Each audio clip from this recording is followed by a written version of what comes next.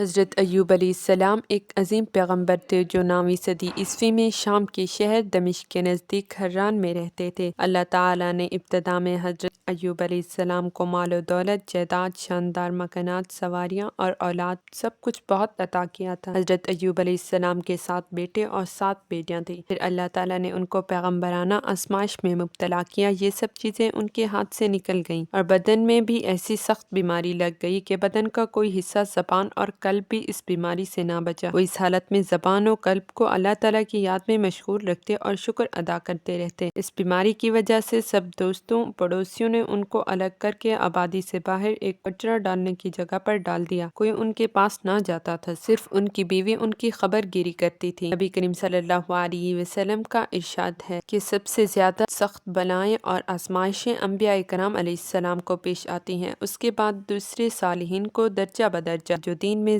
جتنا زیادہ مضبوط ہوتا ہے اتنی اس کی آزمائش زیادہ ہوتی ہیں، تاکہ اسی مقدار سے اس کے درجات اللہ تعالیٰ کے نزدیک بلند ہوں۔ حضرت ایوب علیہ السلام اس شدید بیماری میں کہ سب مال و جائیداد اور دولت دنیا سے الگ ہو کر ایسی جسمانی بیماری میں مبتلا ہوئے کہ لوگ پاس آتے ہوئے گھبراتے تھے۔ بستی سے باہر ایک کوڑے کچرے کی جگہ پر 7 سال چند ماہ پڑے رہے۔ حضرت ایوب علیہ السلام کی بیوی نے عرض کیا کہ آپ کی تکلیف بہت بڑھ گئی ہے، اللہ تعالیٰ سے دعا کیجیے کہ تکلیف دور ہو جائے۔ تو فرمایا کہ میں نے 70 سال صحیح تندرست اللہ تعالیٰ کی بے شمار نعمت و دولت میں گزارے ہیں، کیا اس کے مقابلے میں 7 سال بھی مصیبت کے گزرنے مشکل ہے؟ حضرت ایوب علیہ السلام نے اللہ تعالیٰ سے دعا کی۔ اللہ تعالیٰ نے حضرت ایوب علیہ السلام کی دعا قبول کر لی اور ان کو حکم ہوا کہ زمین پر ایڑ لگائیے، یہاں سے صاف پانی کا چشمہ پھوٹے گا، اس سے غسل کیجیے اور اس کا پانی پیجیے تو یہ بیماری دور ہو جائے گی۔ حضرت ایوب علیہ السلام نے اس کے مطابق کیا۔ تمام بدن جو زخموں سے چور تھے، اس چشمے کے پانی سے غسل کرتے ہی سارا بدن اور بال یکایک اپنی اصلی حالت پر آ گئے۔ اللہ تعالیٰ نے ان کے لیے جنت کا ایک لباس بھیج دیا، وہ زیب تن فرمایا اور اس کوڑے کچرے سے الگ ہو کر ایک گوشہ میں بیٹھ گئے۔ حضرت ایوب علیہ السلام کی بیوی ان کی خبر گیری کے لیے آئیں تو ان کو اپنی جگہ پر نہ